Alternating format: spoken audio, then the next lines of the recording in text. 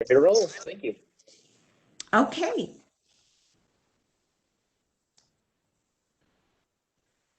Good afternoon, everyone. Thank you for attending this Fair Housing webinar today. My name is Emily Liu. I'm the Director of Louisville Metro Planning and Design Services. I also serve as the representative of the Louisville Area Planners as part of the American Planning Association Kentucky chapter. April is Fair Housing Month. So in coordination with Louisville Metro Office for Housing, Planning and Design Services, the American Planning Association Kentucky chapter Region 1, the Lexington Fair Housing Council will provide an hour-long training on fair housing today. It will be followed by 30 minutes question and answer session. For professional planners needing ASCP hours, this webinar qualifies for 1 hour of your CM training requirement.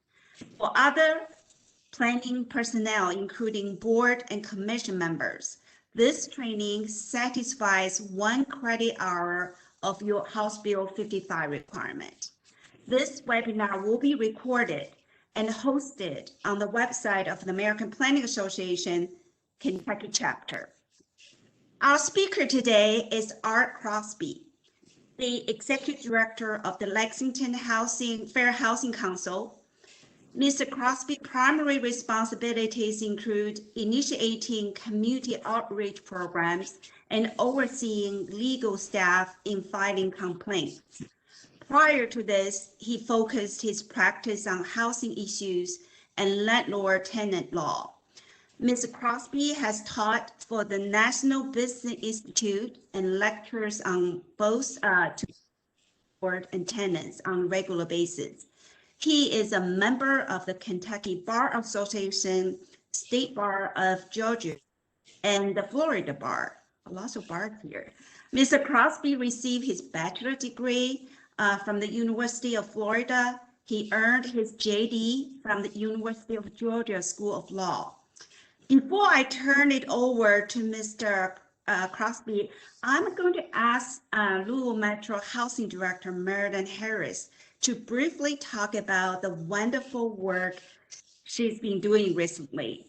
Her work has touched on so many Louisville residents, including both tenants and landlords. Meredith, would you like to give a brief discussion on that subject? Sure. So since the pandemic has affected us, we have been doing a lot of eviction diversion work in conjunction with or coordination with the Jefferson County Court's Office. So there was a Supreme Court order last year that mandated a eviction diversion program in Jefferson Eviction Court, Forcible Detainer Court, and my office has been handling that. And so essentially any tenant who ends up in eviction court for non-payment of rent, we can step in and help pay their past due rent. So up through December, we were using some of the federal CARES dollars to do that. Starting in February of this year, we are using the Emergency Rental Assistance Program funds authorized by the federal government through the U.S. Department of Treasury. And we are currently paying 100% of past due rent. And then we are paying 3 months forward, hopefully to keep people from being evicted and homeless in the middle of a pandemic. So the payments go directly to landlords on the tenants for the tenant on the tenant's behalf. There are some instances where landlords are not accepting the funds from the federal government. And in those instances, we have been known on very, very rare occasion to pay the tenant so the tenant can make that payment and keep themselves housed and keep that rent eviction, that rental eviction off of their record. So my staff is very busy doing that, and we are gearing up for a very, very busy year. The federal budget includes more money this year for housing than I think any year in my 27-year career. So we are looking at really how we can best use those funds to prevent homelessness and to increase the housing supply in the Louisville area. So that's what we've been doing. Thanks, Emily. Thank you. That's wonderful work. I hope you can help more people in the future. I'm sure you will. Okay, with that, I'm going to turn it to Art Crosby for this 1 hour training. And for those of you who joined us late, this training qualifies for 1 hour of your AICP requirement if you are a professional planner. For general planning personnel, including board and commission, this also qualifies for 1 hour of your House Bill 55 requirement. Thank you very much. Art, Yeah, would you thank like to you. start? Yeah, let's start with my presentation here. And let's go. Okay, so first a little bit about me and my office. We are the Fair Housing Council. We're a nonprofit organization that operates throughout Kentucky. We help individuals who believe they've been the victims of housing discrimination. It does say Lexington. There used to be a Louisville Fair Housing Council. They folded a number of years ago, so our service here just incorporates there. So we cover the whole state now. Again, we provide legal representation and advocacy. We do testing, so we'll send out individuals in sales and rental just to see black, white, male, female, to see if people are treated differently. We also try to provide a resource for the housing industry. Our goal is not to pursue complaints, but to stop complaints from happening in the first point. So we do a lot with training and outreach to try to cover that. If I ask as we go along, I am perfectly comfortable with being interrupted. And I want to start with a question to everybody here, which is, why do people live where they live? How do people choose the right neighborhood for them? So anybody have some answers for me on that? Hang on, let me unmute everybody. Sorry, you caught me off guard there. All right, go ahead and answer that question again. Yeah, so why do people live where they live? How do people choose the neighborhood? Proximity to work. Proximity to work, yep. I put in I'm trouble seeing the chat. Let's see. family in the area. Family in the area. Schools, amenities. Availability of units. I have a lot of friends who talk about schools. A lot of people are interested in being close to schools. Safety. A lot of different things, I think, that people typically, when I talk with my friends about when they're looking to buy a house, the things that go through their mind. Even with my wife and I, when we decided to buy a house, there was just it was a long, long process, and a lot of different things you're trying to consider. So as I go through that, I think we want to then kind of focus on Louisville specific and where people live in Louisville. And if you can, in your own head, think of places of Louisville that are mostly Hispanic, mostly black, mostly white. And yes, there are areas of Louisville that are mostly Hispanic, mostly black, and mostly white. If you look on the right graphic here, and this is all from the Metropolitan Housing Coalition's annual report. They'll have a new one coming out in May, so be watching for that, but this is from a couple of years ago. If you look on the right, you'll see a cross-section of Louisville. The areas in green, blue, and even yellow are going to be areas that are heavy African-American concentration, and the areas that are red have very little African-American concentration. Marilyn here was talking about eviction data. We know eviction disproportionately affects African-Americans in Louisville. If you look under the your map under the left, you'll see where evictions do tend to happen in Louisville. And the areas in red are where they are not happening. The eviction areas in green and yellow and orange are where you see more and more, green especially. And if you look, there's a very large overlap in Louisville between where you live and what kind of tenancy you have and how likely you are to be evicted. So it brings kind of the question of, why does Louisville look like it does? Here's a map of where subsidized housing, public housing is in Louisville. You see, if you go back and forth between the two maps, your concentration of minority, your eviction, all of it matches pretty close to where you find most of your public housing. If you see Section 8, you'll see this is a map of where the Section 8 properties are in Louisville, or where Section 8 vouchers are being used in Louisville. It has a lot of the same concentration, mostly in the west end of Louisville. But begs the question, why? Why does Louisville look like this? Why does Louisville have these kind of heavy concentrations? And sometimes, you know, when I talk or when I think these things through, a lot of people I have this discussion with, you know, I will have this discussion with realtors quite often, and realtors will tell me, they'll give me the big list about why people live where they live in terms of their safety, their jobs, their community, their schools. And then when I ask them this question about why do we have heavy concentrations of blacks in Louisville, I mostly get with people live where they're comfortable, or people want to be near other people who are like them. And it just is interesting that we tend to think others are looking for something different in their housing patterns, but our minority populations all just want to be around other people despite lack of access to food, lack of access to banking, lack of access to jobs. And the fact of the matter is, a lot of us just think that's the way it is because it's the way it's always been and the way we've always known. The fact of the matter is that is not how it has always been, though. Louisville at the 1900s has a less segregation than Louisville today. So again, I want to reemphasize that. Louisville pre-Civil War was not segregated. Louisville pre-Civil War was all integrated. At that point, you had, if you look around Louisville, you'll see sometimes where you see the big mansions and the servant quarters in the back, everybody lived close to each other. You didn't have the same kind of transportation capabilities we have today. People lived in the same area, all near each other, all in the same community. But that changed, and Louisville helped that to change on purpose with specific laws and planning guidance. So this is from 1914, what Louisville put into effect.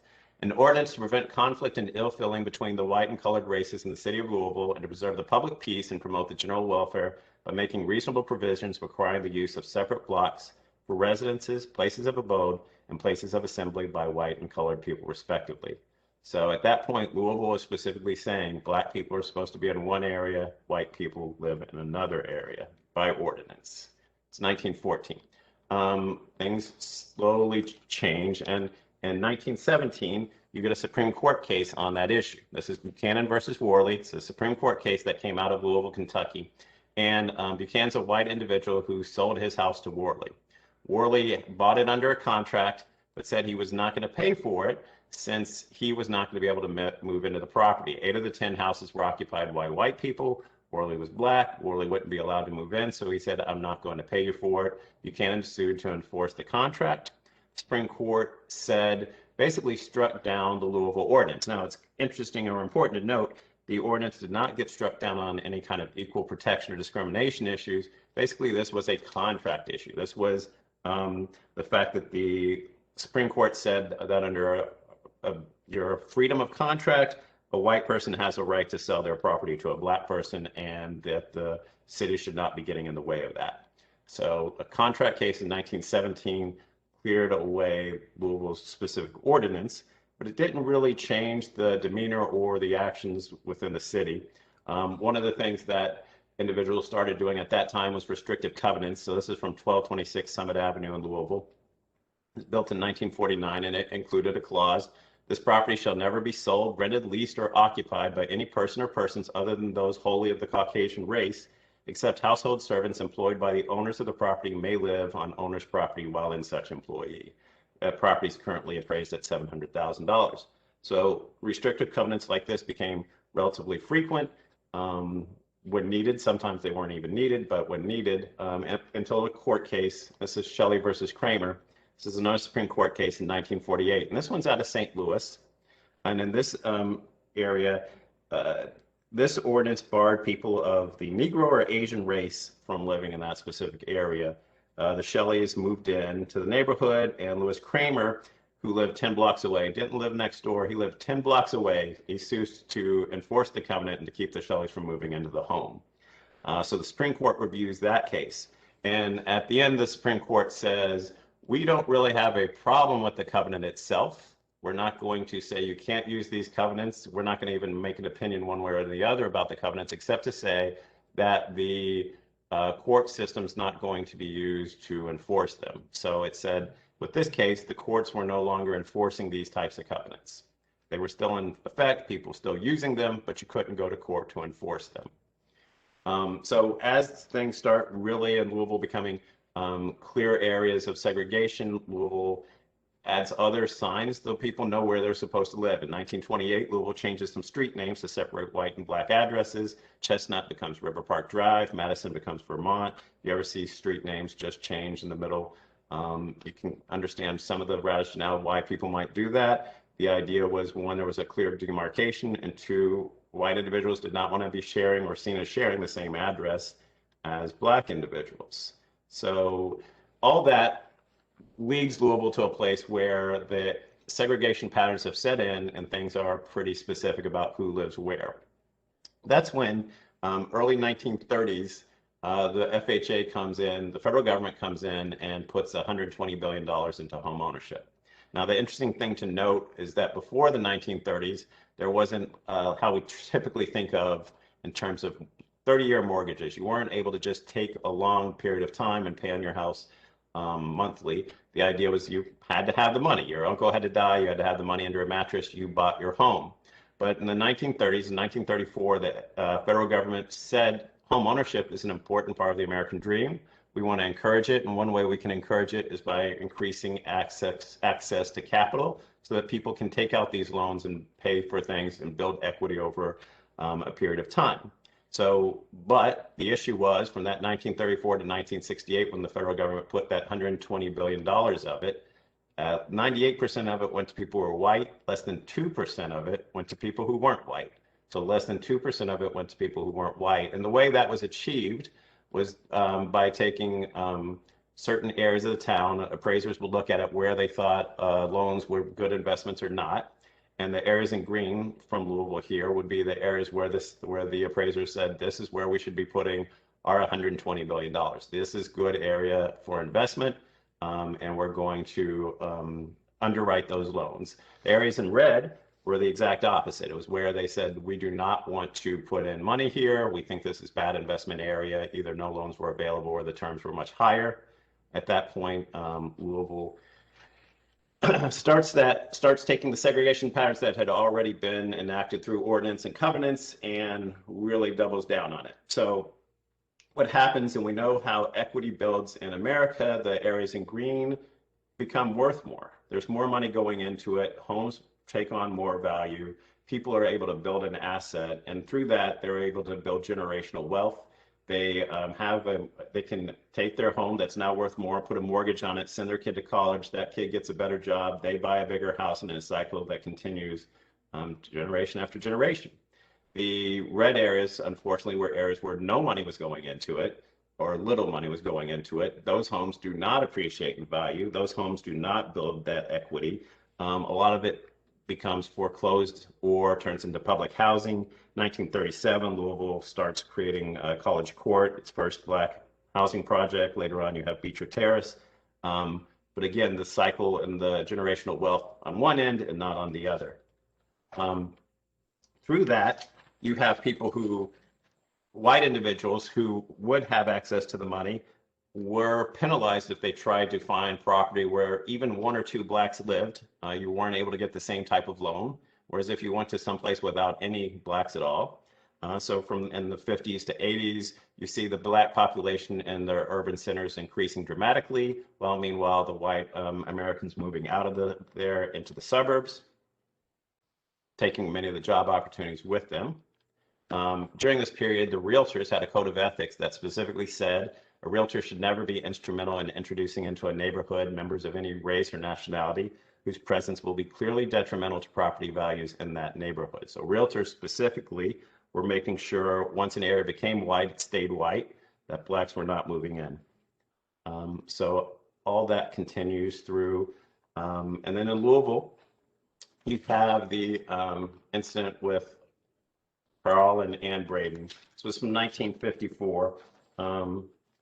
In 1954, there was a family, Andrew and Charlotte Wade. They were an African-American couple, and they wanted to buy a house in the suburbs. They were not able to buy a house in the suburbs, and they talked with Carl and Ann Braden, who bought the house for them so that they would be able to move in. On May 15th, 1954, that family, the Wade family, moved into the property. That night, there was a cross burnt in their yard. The windows were shot out, and then 6 weeks later, the house was dynamite There was dynamite in the house, blew up, and the family had to move out. During this period, no one was ever convicted of the bombing, but Carl Braden was convicted of sedition for helping the African-American person buy the property. He was sentenced to $5,000 and 15 years imprisonment. Carl spent about 8 months in prison before a different court case started to overrule the sedition laws, and he got out on a $40,000 bond. Ann Braden was always waiting trial. They actually never had her trial.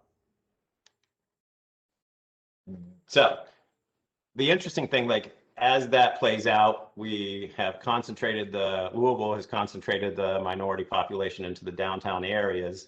But in many of those areas, they become thriving areas. There's a teacher's row, different places where you have professionals, you have pharmacists, you have doctors, you have teachers, principals, all living together, small businesses that are thriving within the community, that are doing well, but it is in the downtown area. And then at that point, Louisville decides to go into a urban renewal phase where they bulldoze multiple neighborhoods to create that downtown hospital area and the Walnut Street Business District. So blocks of middle-class houses along Chestnut Row were replaced at I-64 at 9th Street with the housing projects. And the African Americans who were in pharmacy or professions who were able to afford it were able to eventually move out to the suburbs or to other areas. But those who couldn't afford to move were funneled in the city's west side. 9th Street's the dividing line. So that continues in terms of even most of that is the historical aspects, but even today, we still live with some of those impacts. The National Fair Housing Alliance did a study of 12 metropolitan cities in the early 2000s to test whether or not people were steered when they went to a realtor. So these, basically they would send white and black individuals. The black individual had a slightly better, slightly higher credit, slightly better job. And they went around to realtors and just to see if people were treated or shown different areas based on their race. What percent, if any, do you think people were shown something different based on their race by realtors in this testing? Anybody? Give me a number.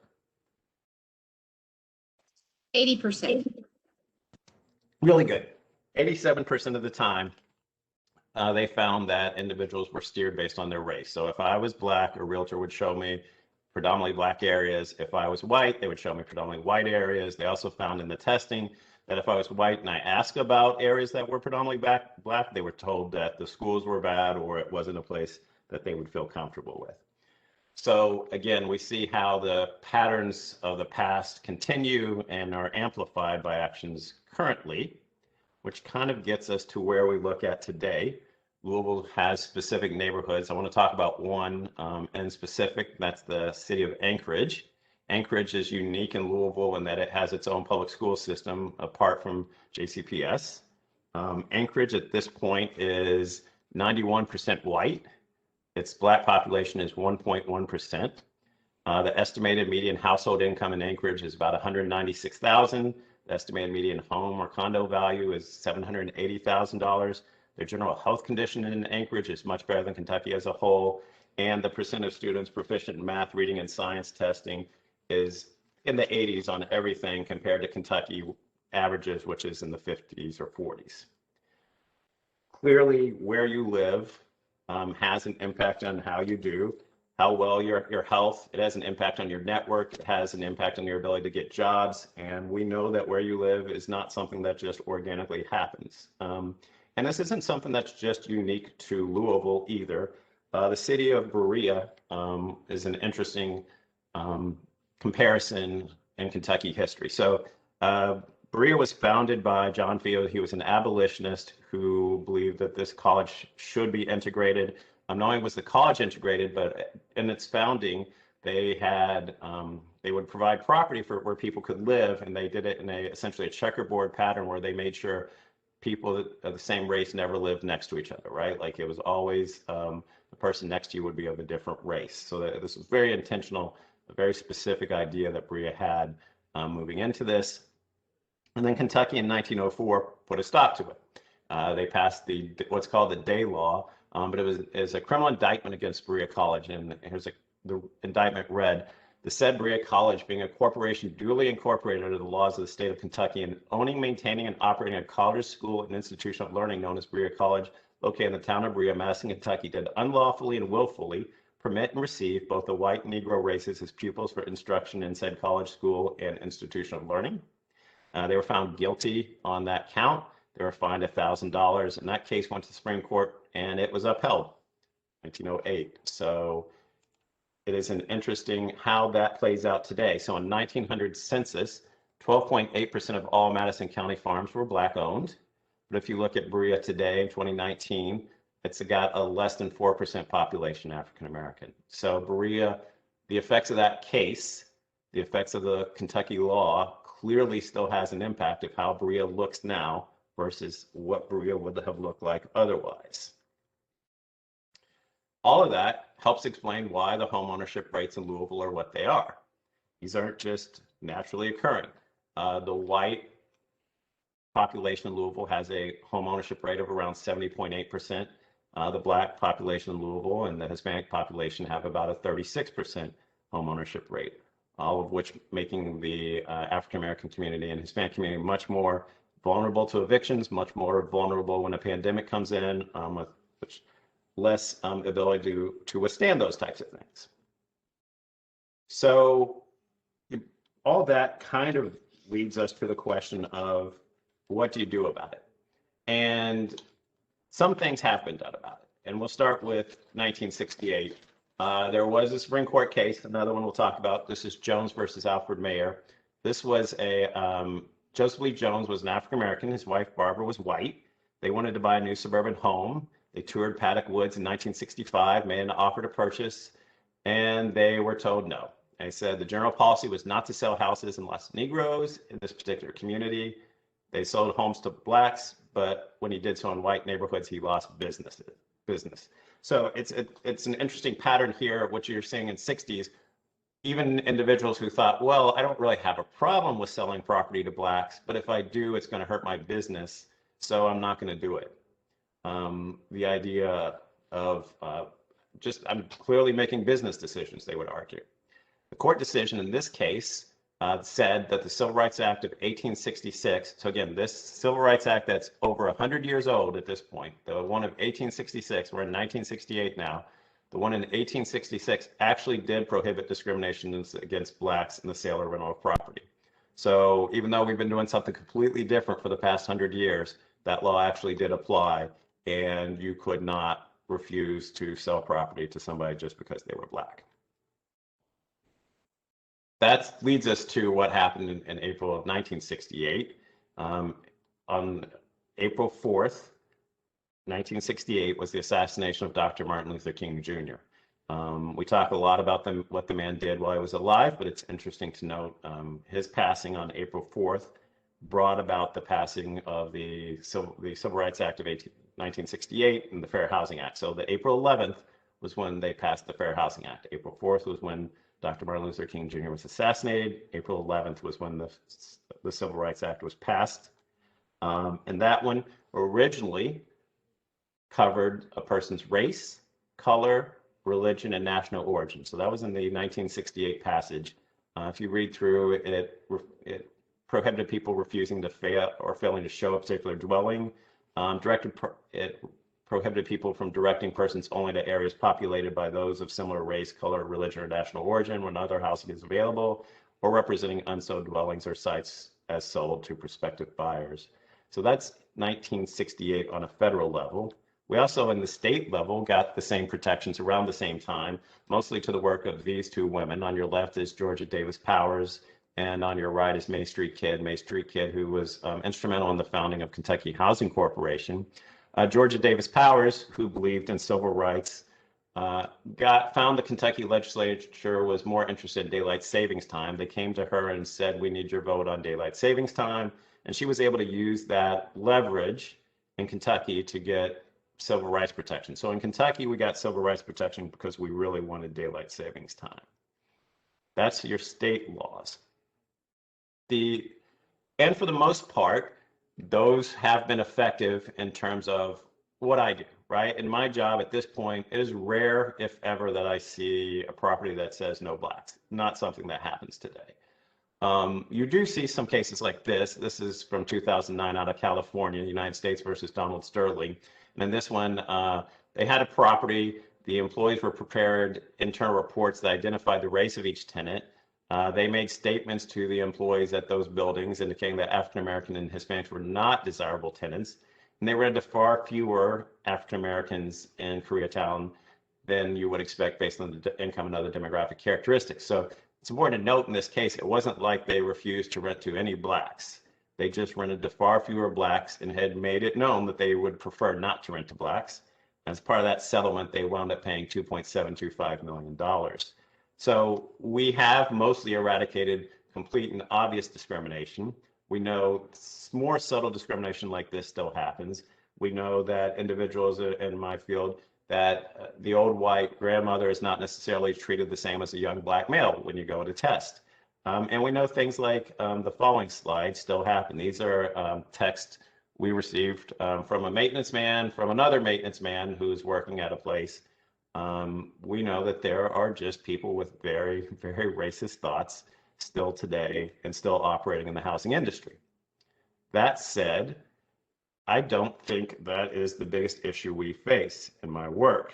I think that if we eradicated all intentional discrimination, it would not make a huge dent in the legacy impacts from the segregation of the past that we have today. And I'll give you this example. I was doing a training and talking with the director at the New Albany Housing Authority, right across the river, and he was explaining his situation and how when he had taken over his job at the New Albany Housing Authority, he came into it with two properties where one was called the white building and one was called the black building. Because specifically over time, one had always been used for white individuals and one had always been used for black individuals. And it just had gotten to that point where they just referred to the buildings as such. Now, the new director had taken over, and clearly at this point, they weren't discriminating. They weren't putting white people specifically in the white building and black people specifically in the black building. But the crux, the mass, so many people had lived there, that thought had continued for so long that when white people came up for a unit at the black building, quote unquote, they just refused it. And the same would happen in the other way. So the question becomes, how does he fix that? Once the legacy pattern has become what it is, even without intentional discrimination, how does he fix the black and white building problem? Anybody got any suggestions here? Weird? What happened?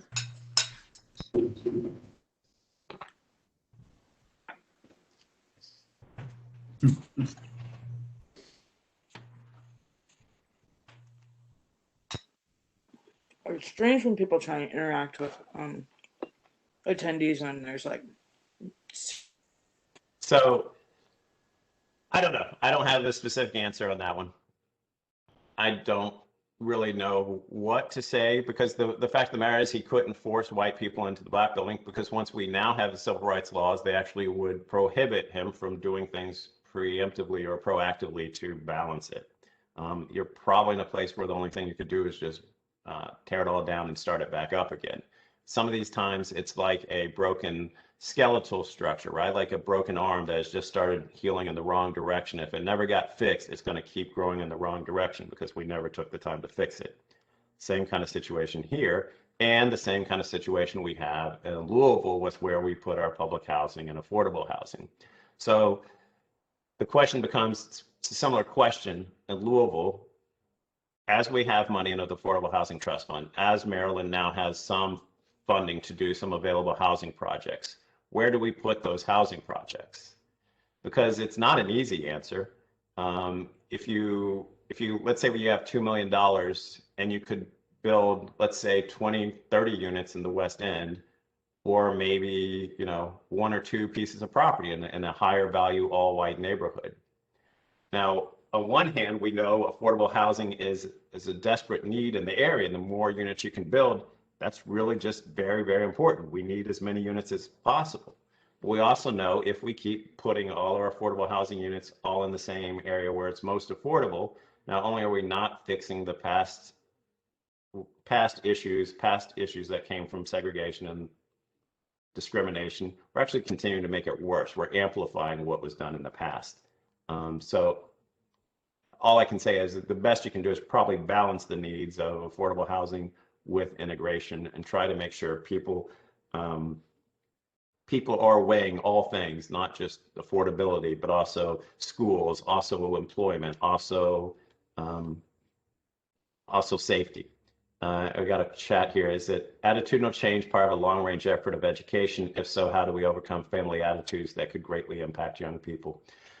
Which is a good question. Is this all about attitude changes? I don't really know. I think it's natural. Some of it is. Some of it's like the idea about one race being inferior that still exists, and we saw in those other texts. But I think there is just about, if there is a clear distinction, one area is white, one area is black, where you feel welcome in the city, where you feel is an appropriate living place. And if you just see that the city clearly defines things differently based on race, and that's clearly played out, it's hard to get people to change their attitudes about that type of thing, as long as the examples are there every day in front of you. One of the interesting things, so I mentioned the 1968, where we said, here you can't discriminate intentionally on these reasons. Another part of that 1968 Act was an obligation to affirmatively further fair housing. It has not historically been used very much, but basically the idea that the government is supposed to affirmatively affirmatively work to try to undo the past segregation patterns. One of the things that this played out in a case, this was United States versus Westchester County. Westchester County is a relatively affluent area of New York. If you look here, you can see the blue is the mostly white, dark blue is 85% or more white, and there are some areas that are mostly black. Those are your red areas or light red. Westchester kept getting money from the United States through the Community Development Block Grant and other HUD funding to build affordable housing. Any guesses where Westchester put all their affordable housing? It wasn't, I'll give you a quick hint, it wasn't in the blue areas, they put it all in the red areas. This case is interesting because what happened, the claim that was filed against them was essentially a fraud claim. The idea that they would certify on all their HUD paperwork that they were affirmatively furthering fair housing. And HUD said, well, that's fraud. If you kept putting everything into your red areas, you were not at all affirmatively furthering fair housing. They got sued. And as far as the consent decree, they agreed to pay $30 million to the United States and spend an additional $30 million building 750 units of affordable housing. None of this case was resolved easily and is still being hotly contested today based on what to build and where to build it. There was a similar case hit the Supreme Court case in 2015. This was Texas Department of Housing versus Inclusive Communities. And it's a similar case in that a Texas agency, they alleged, the Inclusive Communities, which was a nonprofit, alleged that the Texas agency was disproportionately allocating too many tax credits in the predominantly black inner city areas. They showed that 92% of all the units in the city of Dallas were located in a census tract with less than 50% Caucasian residents. The Supreme Court didn't actually make a decision on the case itself, but what the Supreme Court did say was that these are legitimate cases that point out a potential disparate impact.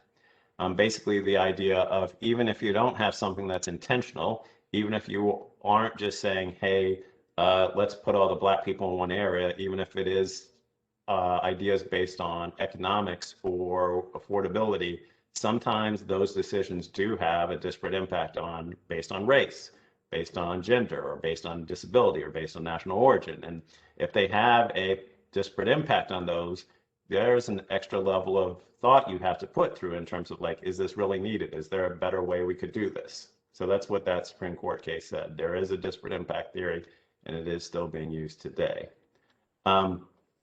So that kind of sorts us through the history of the past as we started through race. and then we start to see some of the evolution of how fair housing law has changed. This is, we talked, 68 covered the race, national origin, color, or religion. You have to wait a little bit before we get around to sex, right? 69, 70, 71, 72, 73, 74, before we finally start saying that women don't have to have a husband in order to buy property. And then 1988, Reagan signs into law the bill that protected familial status, presence of children, and disability. So that's 88. Louisville was one of, at least in Kentucky, was the first to adopt an additional ordinance, the sexual orientation and gender identity. Lexington adopted it shortly after 99, and you had to wait a little bit, Covington 2003, and then 10 years before the tiny little town of VIII added it. And then you saw there's a number of cities that gradually followed Louisville's suit about, 20 years later. One of the interesting things on the sexual orientation, gender identity, because clearly, as I, not only in my work professionally, but just as I watch my daughter grow up and her interactions with her friends and their use of pronouns and a heavy gender fluidity, this is clearly a changing dynamic that will continue to impact the way we look at things from here on. One of the interesting things on sexual orientation and gender identity was this huge Supreme Court case last year. It's the Bostock versus Clayton County. It was an employment case, but everything in it applies just as well to housing.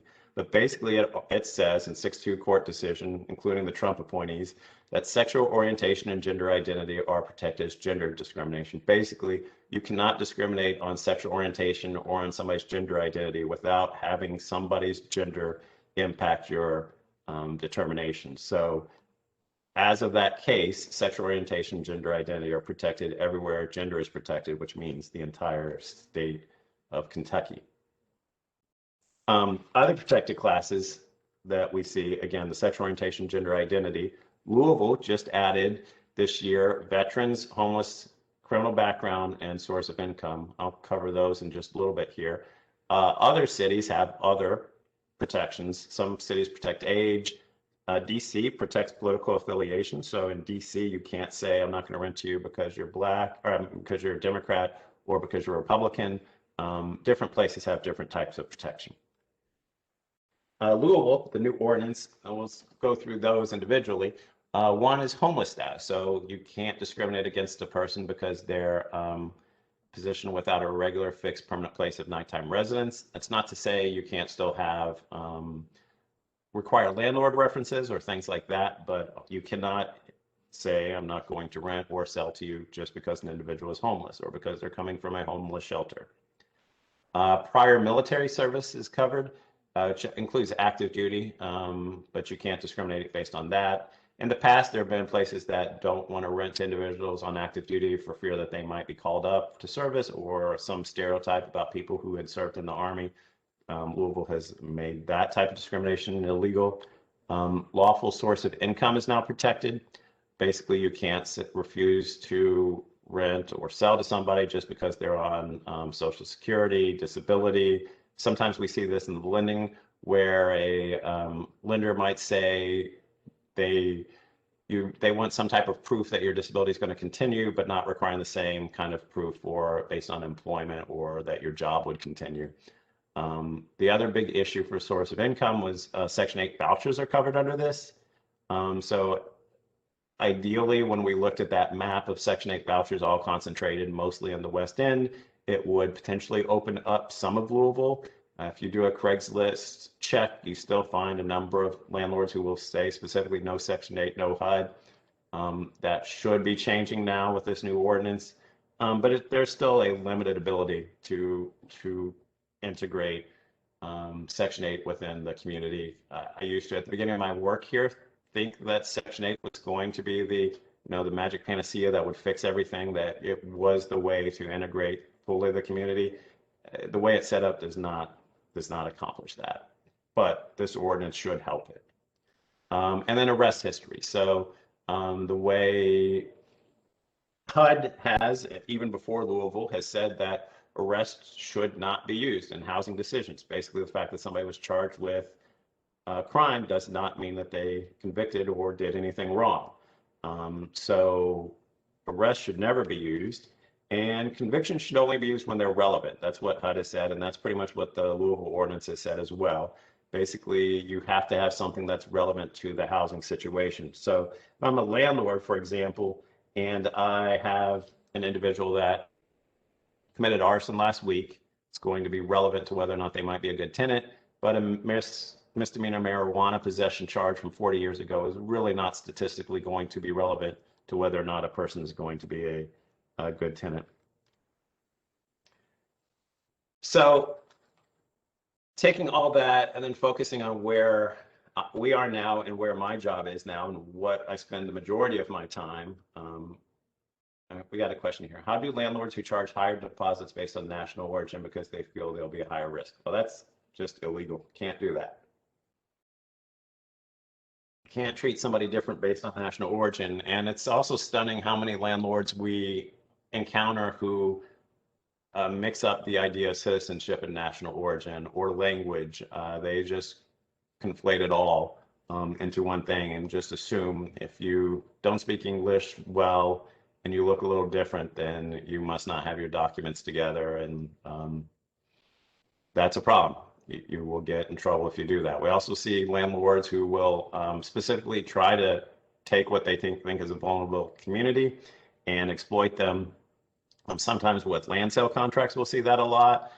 Sometimes in mobile home parks where people will try to sell the same mobile home over and over and over to individuals, evict them, and then try to sell the same property again. So people were often exploited based on their national origin.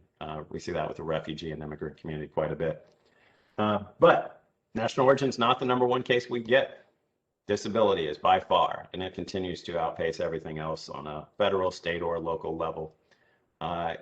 Disability is in 2019, when HUD looked at the numbers, disability was 64% of the complaints, race was 20%, national origin 15%, having discrimination against children was 11%, gender is 10%, religion was 2%, and a few color. Some of these could have more than one basis. So one of the questions is, why does disability, why is it so much more prominent in our complaints than race or anything else? There's a couple of answers, I believe. One is there are just a large number of individuals with disability. It just is a huge segment of our society and often affects your housing.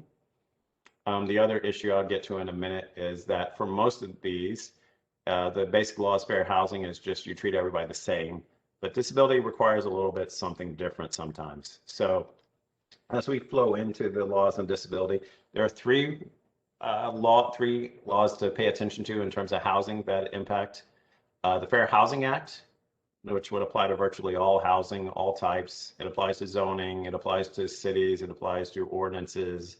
It covers virtually anything that can impact your housing, and it can even include utility companies. The second is Section 504 of the 1973 Rehabilitation Act.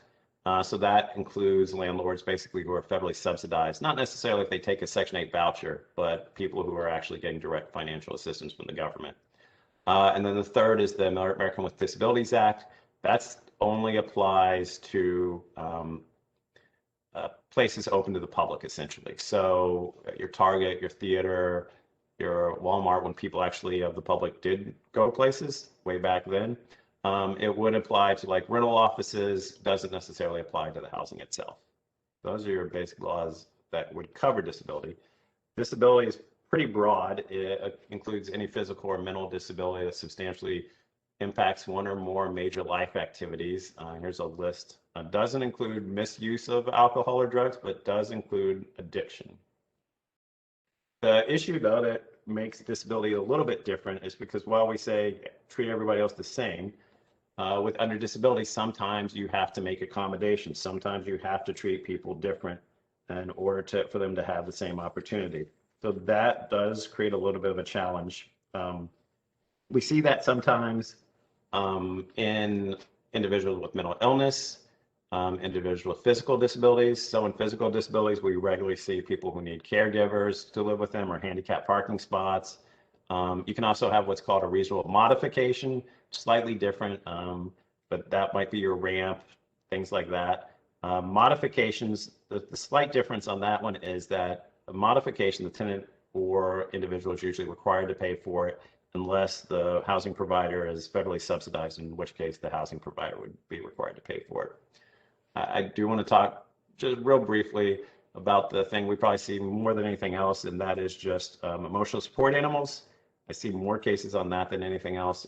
You know, again, there are potentially various reasons. I do think as a society we have more anxiety than we probably ever have. People have a bigger and bigger need to for help dealing with that anxiety. I have all kinds of theories about how social media may or may not be adding to that, but be that as it may, we do get a lot of cases involving people with anxiety and require social help through therapy animals or support animals.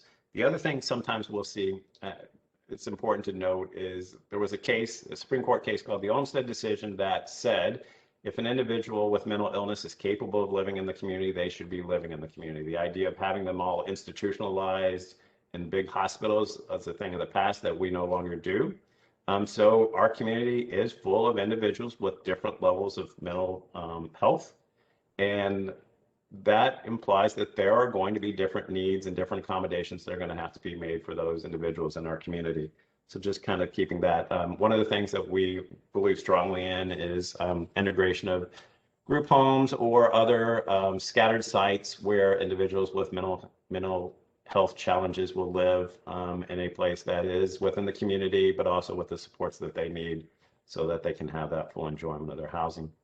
The other thing we know about individuals with disability is that a lot of the property is not necessarily built for them to easily access. More than 7 million or 16% of renter households have at least one person with a disability, while only 1%, about 365,000 of apartment units in the US meet all the accessible housing requirements. Anything built after 1991 is supposed to be built under the design and construction requirements of the Fair Housing Act. But we know that's not always true. It doesn't always happen. We do test and we do review based on that. But basically, if it's multifamily housing built after 1991, it is supposed to be accessible, which means, again, the not having stairs, having access, those types of things become really important.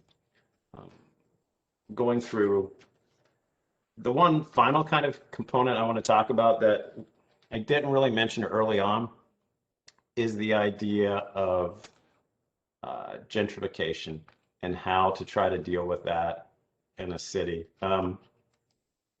Stop sharing here for a minute. So it becomes difficult because fair housing in and of itself is not opposed to, depending on how you define gentrification, we're not opposed to investment in a community. We're not opposed to different types of people moving into a community. The idea of having diversity within a community is pretty appealing.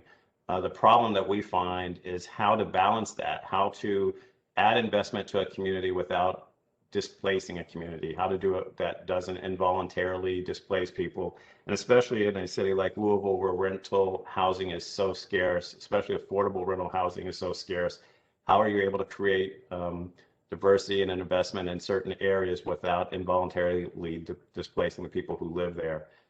It is a challenge, I think, for all cities. I have not seen a city that has fully figured that out, but it is a fair housing issue that is one we constantly try to monitor and try to figure out and work with people on.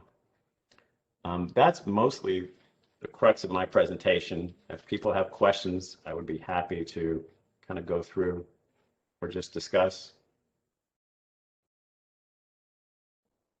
Hey, Art, it's Marilyn at the Office of Housing, and I'm getting a question these days on the new source of income documentation, the source of income ordinance. And the, a lot of our apartment complexes have a 2.5 or 3 times the rent in income requirement. And mathematically, if a person has a Section 8 voucher, mathematically, if they had a Section 8 voucher, they're never going to have 3 times the amount of income or 3 times the amount of rent in income, because if they had that amount of income, they wouldn't have a voucher, right? So, so the question is, the way the ordinance is written, It doesn't say that they have to do away with that requirement to be compliant with the ordinance. So our position, I've been looking through how other cities handle that. Our position is that a landlord can retain and would not have to stop their policy. A landlord could still say, I have to have 3 times the rent. Our position, though, is that you can't treat individuals on Section 8 different. So if you're saying I have to have 3 times the rent, it really should be 3 times the tenant's portion of the rent. Or I'll give an example. If we'll just use husband and wife move in together, most landlords will let them combine their income. In this situation, the tenant's not the only one on the contract, right? It is the tenant and the housing authority. If you want to combine the housing authority and the tenant's income and see if it's more than 3 times the rent, you can do that. I also think it's legitimate if a landlord wants to look at what is that tenant's specific portion and make sure they make 3 times more than that specific portion. So if the rent is $800, the tenant's portion is $200, I think you can say the tenant has to make $600 a month. But we also know mathematically the way the voucher system works, that will be true almost 99.9% of the time. Right. I do feel like if you're on Section 8, you are going to make 3 times the rent. Now, a landlord could hypothetically say, I want you to make 4 or 5 times the rent. At that point, it's possible that that tenant might not make that qualification. And if the landlord's been using that all their time, right? That's just something they've always had. It's possible a tenant might not qualify under that system. But if you're using 4 or 5 times the rent, I think it'd be pretty hard to work in the private market too. All right, Thank you. We have a question. Jim Mims, just unmuted. Do you want to ask your question now, please? Oh, sure. I'm a blabbermouth, so I can't go through one of these things without, saying something. So thanks, everyone. First of all, let me say this has been a particularly great week as a planning commissioner and as a person that, at one time worked in metro government, that we're taking steps to kind of undo sort of our sins of the past here in Louisville, and by these land development code changes and it's a very good reflection on Emily and her team and Brian and so many others that have been working like I'll say crazy people, but that'd be discriminatory. But anyway, they've been working madly to get all this done. And so I'm really proud of what we have accomplished. And there's still lots to go. And that wasn't even an easy meeting on Tuesday, but it is taking steps in the right direction. And then I wanted to get into because I have a community that I'm working on now, and this matter of service animals came up. And you're building these spreadsheets and performance and stuff like that, and typically those have been a nice source of revenue, and because you can charge a deposit fee if the animal made a mess of the place or whatever. And I think we actually charged an animal supplemental rent for the animal. So what I've been hearing too is that with these service animals entering into the picture, we need to maybe take that out of the performer. What's your thinking, Art? Yeah, so again, I don't know that I've done a training where I don't have to talk about support animals or service animals for a good point of time. Basically, the idea, as you alluded to, you can't charge extra fees, you can't charge extra deposits for a support animal, you can't charge extra rent. They are still responsible, the tenant would still be responsible for any damage they've done to the property, so that doesn't change. And you could still theoretically charge fees for regular pets. It would be on the tenant to explain, I need this because of my disability. I have a disability need related to this animal. The other thing that just we've seen is unfortunately people will go online and pay $50 for what they think is some type of verification of a need, which it's not. The fact that I pay $50 does not at all say that I have a disability need for it. What we're looking for is more somebody, you have a therapeutic relationship with somebody who documents your disability and need for the animal. We know there are people, and I guess this says something about our stigma of mental illness, but there are people at this point who will say, I have a mental illness just in order to avoid paying a pet deposit or to get out of a breed restriction. Sure. Well, having a dog that I lost last year after 16 years, it was unbelievable, how much those animals do become a part of the family and part of the routine and everything. So Absolutely. I don't want to say it was a comfort animal, but it was nice having them around, So there are seniors we work with on a regular basis who I firmly believe if you took their animal away, they would not last more than another week or so. I mean, it's that important. Right. So, so being a senior, you lead to the other point is that I never really thought of myself as being a racist. I'm an old white guy, and I grew up in Miami, but I never thought about how that living patterns were. I mean, I lived, the black population in Miami lived in Liberty City. The Hispanic population lived in Little Havana, and white folks lived in neighborhoods. But I never thought about it. And so and I think that's where a lot of people are. Unless you're somebody that's been, I guess. Had a problem because he couldn't find adequate housing and so forth. So I'm glad Louisville is on the way to mending some things that really need to be fixed a long time ago. And again, I commend our team for getting on it and recognizing it and raising their hand and saying, yeah, we did this. And then also as a planner, there's so many dumb things that, I'm a professional planner, always have been a professional planner all my 40 years of career, or 50 years, however old I am. And you never recognize the stupid stuff you do with all good intentions, model city programs, urban renewal, Right. gosh, and what harm they've done. And so I'm glad that you're kind of shedding light on it because it was impactful.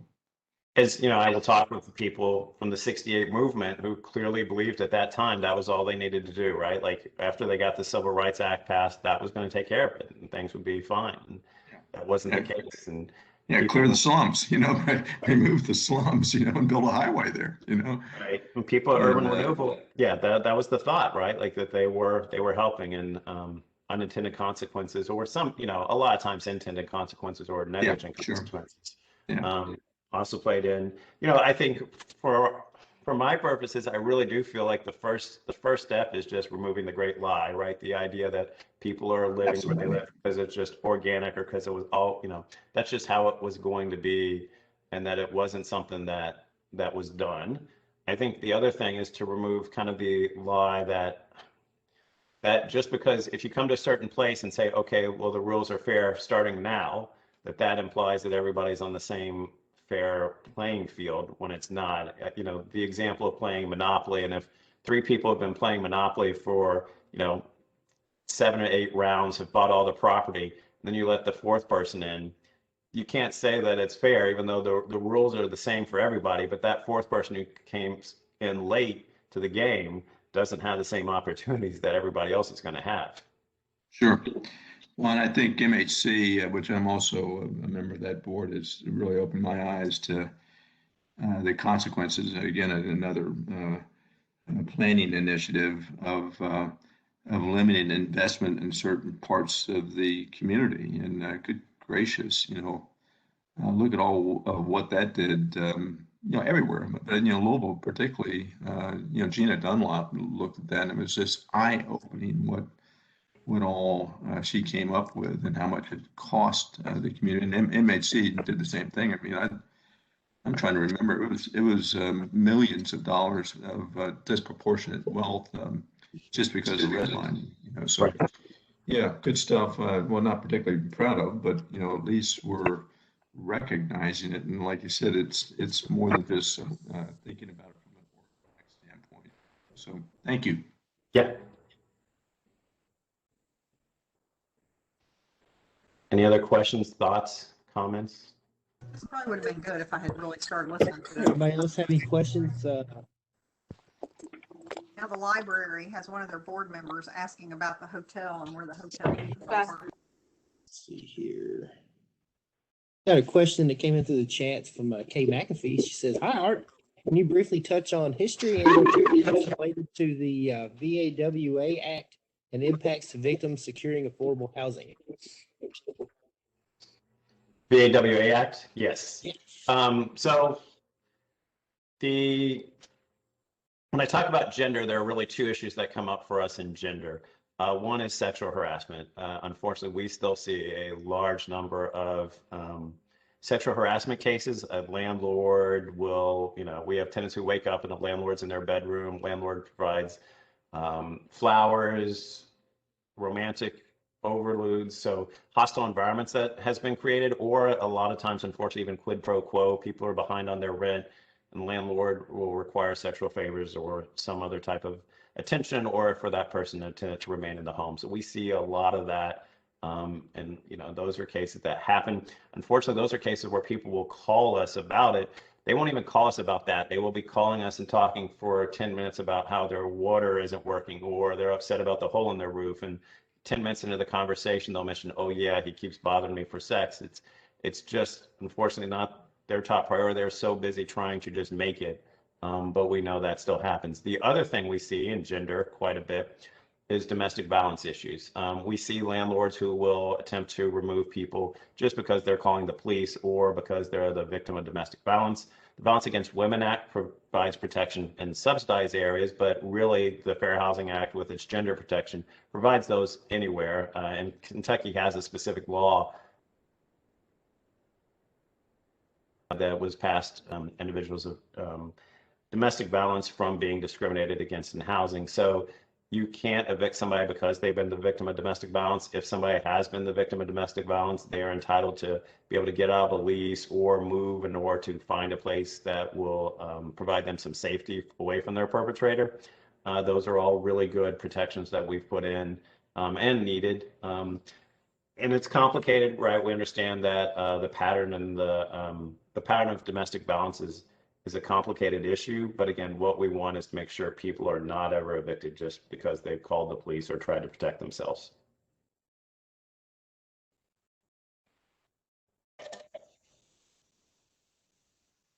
Art, this yes. is Emily. I have a question. I'm trying to figure this out, but I couldn't. So there's some homeowner associations and some condos. They have a clause there usually, well, not all of them, but some, that prohibit owners to rent out their property. I don't know whether it's where to fit, but this seems to be right. But I just want to opinion on that piece. And I heard one of actually a councilwoman complaining about that her homeowner association prohibit rent, not actually want to rent, but it's kind of trying to exclude a certain population. But if you look at who the renters are, it's definitely unproportionately African American, Latino. So can you comment on that? I agree with you completely. I think prohibitions in Louisville against renting out property would have a disparate impact on, African Americans, single women. It would, even people on fixed income and disabled individuals, pretty much most of the protected classes. I do feel like that's going to have a disparate impact and probably be illegal. Again, you'd have to find a business reason they have that they couldn't come up with some other way of doing. And usually what you find is people just have a stereotype about renters, which is just an interesting thing that I encounter on a regular basis. I will talk with people about foreclosure. And during the foreclosure crisis, we heard a lot about how, oh, this is, it's really horrible if a person loses their job. If there wasn't anything they could do about it, they shouldn't be forced to lose their home. There's a lot of sympathy. But historically, when we talk about evictions, you don't necessarily hear the same thing, right? Like, well, you just didn't pay the rent. Of course, you have to move. The fact my dad lives in Louisville and has been in the same apartment for longer than I've been in my house. My dad's been in that apartment for 25 years. That is his home, right? And so this idea that renters don't add the same thing to a community, or that renters don't really value or take place as part of their home, I think is a false narrative. And I do think a lot of times the idea is we don't want renters, just like we don't want Section 8. The idea a lot of times is because we think it brings in Black and brown people. And I think that's a problem. But from legal perspective, there's nothing wrong with it. I think there is. I think there can be. I think it is very ripe for challenge by a disparate impact that it has a violation of the Fair Housing Act. Thank you. Something else I will talk about briefly is just language access, especially if you're federally funded, making sure that you are providing language access to individuals. You know, I don't know, 15 years ago, I was doing some presentation in Louisville, and I was talking about, well, make sure you know, have everything translated into Spanish. And they're like, of course, we've got everything in Spanish, but here's the other 5, 6, you know, the large Bosnian community, making sure you understand the community around you and the needs of that community. Translation services is not just about Spanish. It's making sure people have access. And again, language access is incredibly important when you're talking about housing because it's such a vital need that it really increases that obligation by housing providers.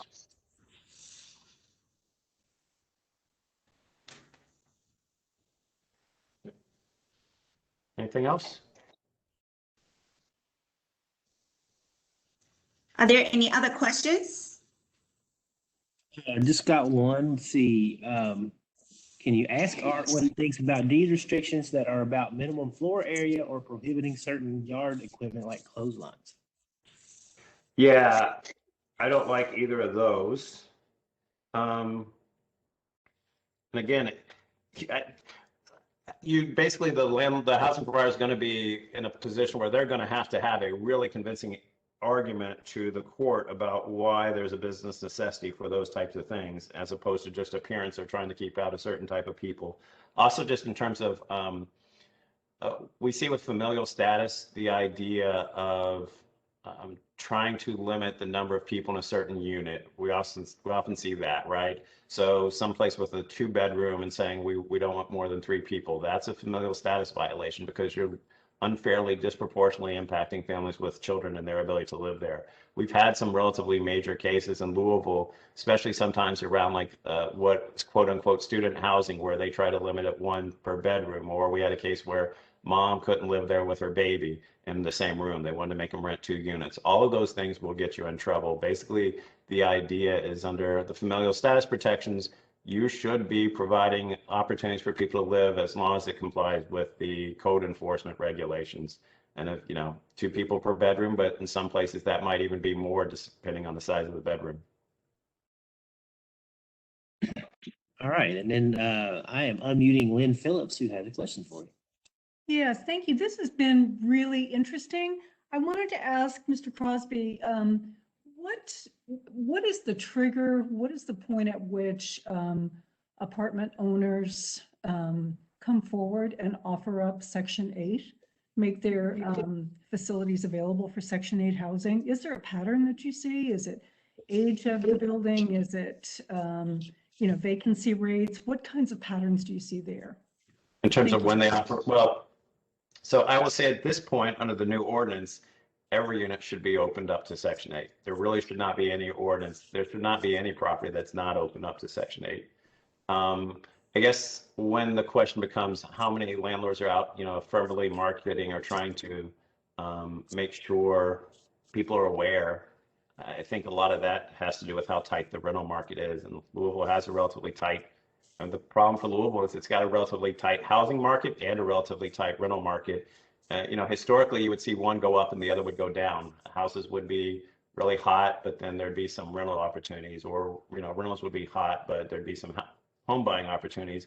When you have both of those markets have been sustained hot for a long period of time, what happens in Louisville and in other big cities that we've seen that I hadn't seen this before the last 5 years, but where, you know, large out-of-state companies will come in and buy wholesale a whole complex and just give an eviction notice to everybody there. Because historically, what I would find was when a complex got bought, they would want to retain the people living there as income revenue streams.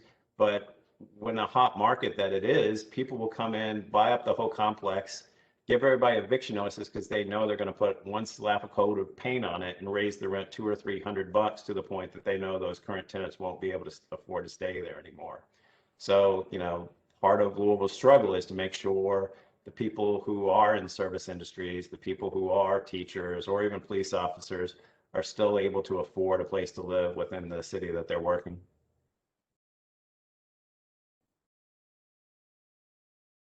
Thank you.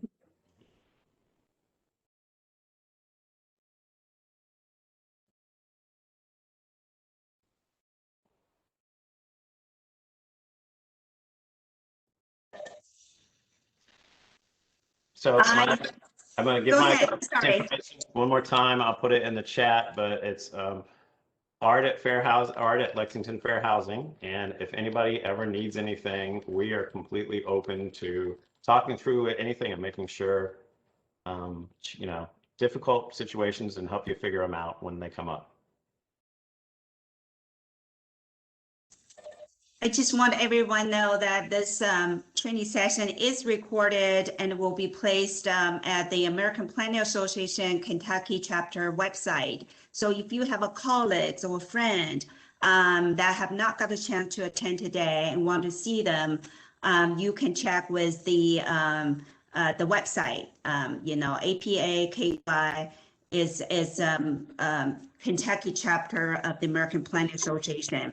Or you can email that to me, which is emily.liu@louisville.gov, and I can let you know the status of that recording. And also, this training is also available for those professional planners needing ASCP. It's already registered with APA, so you can go ahead and put in your hours. And for those who needing House Bill 55 training, this also qualifies for 1 hour. So thank you very much for attending the training today. And thank you, Art, for taking the time. This is really valuable, and I hope a lot of people have learned a lot today. I certainly did. So thank you very much. With that, I think we can conclude about 10 minutes early. Thanks. Thank you very much. Thank you for coming. Bye-bye, everyone.